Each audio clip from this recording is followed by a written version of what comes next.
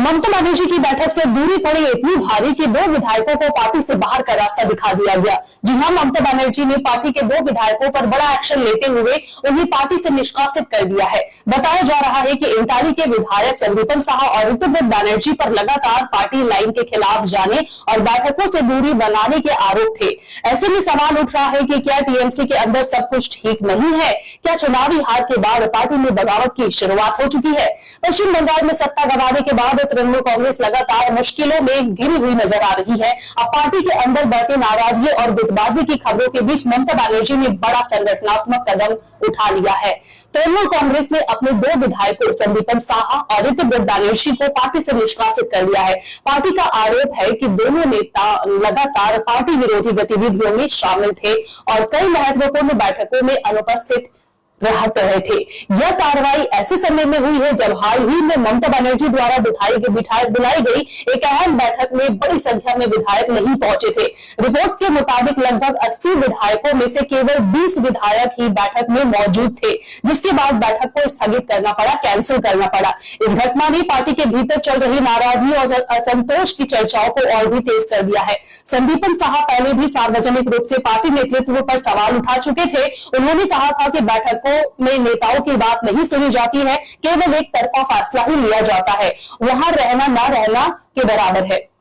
उनके इस बयान ने राजनीतिक गलियारों में हलचल मचा दी है। वहीं ऋतुव्रत बनर्जी का नाम भी इस विवादों में सामने आया है। पार्टी सूत्रों ने कहा है कि संगठन विरोधी गतिविधियों और अनुशासनहीनता को लेकर लंबे समय से दोनों नेताओं पर नजर रखी जा रही थी। आखिरकार सोमवार को पार्टी ने दोनों को बाहर का रास्ता दिखा दिया है।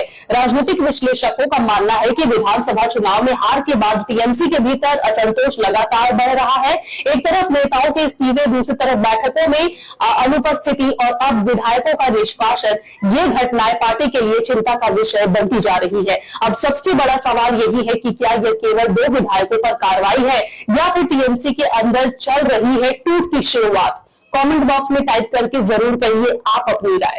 আমি বাকি বিধায়কদের হাত জোর করে অনুরোধ করব, যারা এই ঋতব্রতর পাল্লায় পড়ছেন, আমার একটা অনুরোধ, আমরা কেউ নির্দল জিতে আসিনি। আমরা জিতে এসেছি তৃণমূল কংগ্রেসের প্রতীকে, তৃণমূল কংগ্রেসের দলের প্রার্থী মমতা বন্দ্যোপাধ্যায়ের ছবি ব্যবহার করে এবং মমতা বন্দ্যোপাধ্যায়কে যারা ভোট দিয়েছেন সেই ভোট আমরা পেয়ে বিধানসভায় এসেছি। দম থাকলে নির্দল হোক, আলাদা নিজেরা জিতে এসে তারপর আমরা সব করতাম। আমরা জিতে এসেছি তৃণমূলের হয়ে। আর প্রথম মিটিং এর পর আমার যদি কোনো অভিযোগও থাকে, আমি মমতা বন্দ্যোপাধ্যায়কে চিঠি না দিয়ে আমি দিচ্ছি স্পিকারকে। এ হয় নাকি কখনো এত বড় দল বিরোধী কাজ? কিন্তু যদি কারুর কোনো ভুল ত্রুটি মনে হয় তাহলে সেটা আগে তো নেত্রীকে জানানো উচিত। নেত্রী তো সই সংগ্রহে ছিলেন না, নেত্রী সই সংগ্রহে ছিলেন না এবং সবাই ছিলেন। কে কখন সই করতে মিস করেছেন, কে আগে করেছেন, কে পরে করেছেন, এর মধ্যে আমি ঢুকছি না। আমাদের প্রয়োজনীয় যত সংখ্যক বিধায়ক তার থেকে বেশি বিধায়ক আমাদের আছে।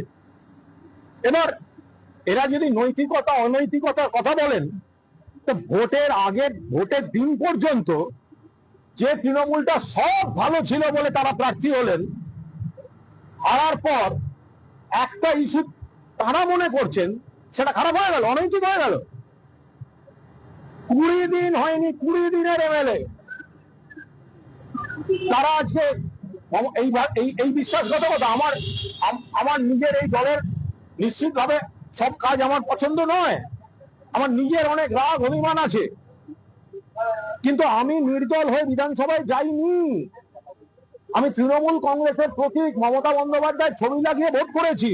মমতা বন্দ্যোপাধ্যায়কে যারা মুখ্যমন্ত্রী চেয়েছেন, মমতা বন্দ্যোপাধ্যায়কে যারা ভালোবাসেন, তাদের ভোট আমি পেয়েছি। আমি কি করে আমি বেইমানি করবো? কিভাবে আমি বিশ্বাসঘাতকতা করবো? আজকে যদি ওনাদের অভিযোগ, আমি ঠিক ভুলের মধ্যে যাচ্ছি না, ওনাদের যদি মনে হয় একটা অভিযোগ করা উচিত, কেন নেত্রীকে করলেন না? তারপরে তো সর্বভারতীয় সাধারণ সম্পাদকের সঙ্গে এই দুজনই মিটিং এ বসছিলেন, আমি ছিলাম সেখানে। সেদিনকে তো একবারও বললেন না, তাহলে স্পিকারকে দিলেন কেন? বলার স্কোপ ছিল তো। অভিষেক বন্দ্যোপাধ্যায় এই দুজনের সঙ্গে তো মিটিং এ বসেছিলেন, সেদিন তো বললেন না। সেটা কি করে হতে পারে? বা পরেও বলতে পারতেন, হোয়াটসঅ্যাপ করতে পারতেন, দিদিতে চিঠি লিখতে পারতেন। ফলে শুভেন্দু অধিকারীকে ধন্যবাদ।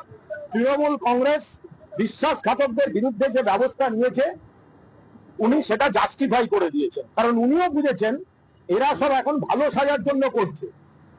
এরা ভালো সাজার জন্য, ভালো তৃণমূল সেজে বিজেপির ক্ষমতার কাছাকাছি যাওয়ার জন্য করছে, সেটা শুভেন্দু অধিকারী বুঝেছেন।